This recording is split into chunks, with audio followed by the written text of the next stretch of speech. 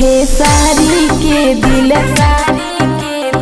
पवन सिंह खेसारी के दिल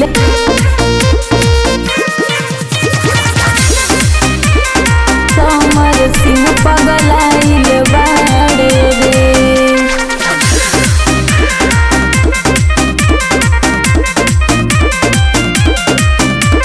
हीरो भोजपुरिया हम तो मरता रे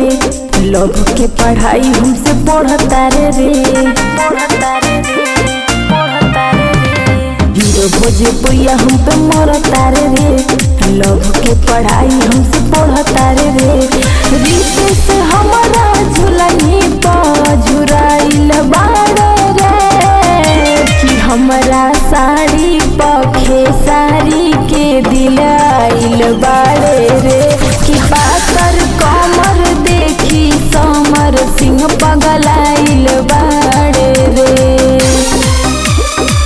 खेसारी के दिल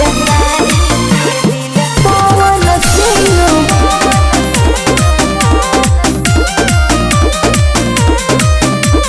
ढोढ़ी के दीवाना हमार पवन सिंह बाटे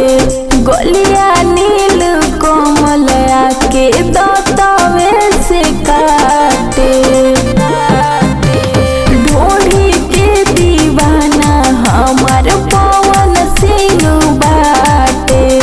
गलिया नील कमल के दतवे से काटे डुबकी लगाई खाई में प्रमोद छाइल बाटे रे कि हमरा साड़ी पखे साड़ी के दिलाइल बाड़े रे कि पातर कमर देखी समर सिंह पगलाइल बाड़े रे।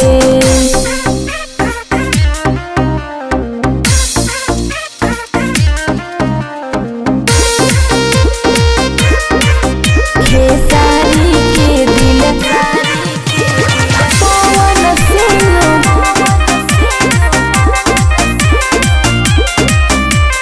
राकेश मिश्रा खेले हमर चोली के खेलवना कोई बेर कोइले बाड़े गुंजन सिंह गवना।